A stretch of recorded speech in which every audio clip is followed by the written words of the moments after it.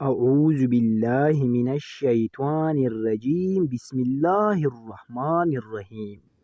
پیارے دوستو، یہ رات اور دن انتہائی برکتی ہے اور اس میں ہر ایک دعا فوراً قبول ہو جاتا ہے۔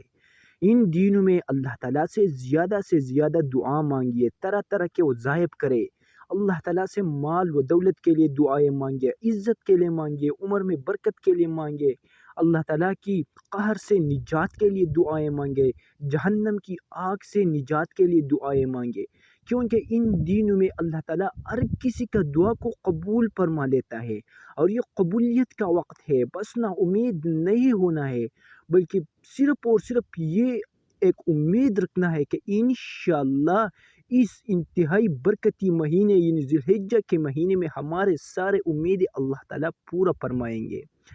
تو نا امید نہیں ہونا، اللہ تعالیٰ کی جو حکم ہے نماز، اس کی پابندی کرے اور ہر ایک نماز کے بعد آپ لوگوں کو ایسا وظیفہ بتانے والا ہو جو کہ انتہائی مجرب ہے اور خاص کر ان دینوں کے لیے ہے۔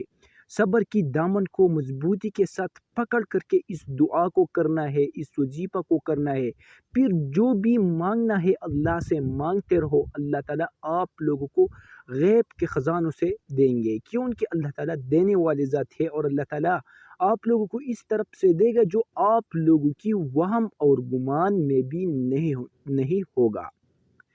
وظیفہ یہ ہے کہ ہر ایک نماز کے بعد فجر، ظہر، عصر، مغرب اور عشاء کے بعد ہر ایک نماز جب آپ پڑھ لیں تو اس کے بعد سب سے پہلے 7 مرتبہ درود شریف پڑھے اور اس کے بعد 121 مرتبہ یا ارحم الراحمین یا ارحم الراحمین پڑھے۔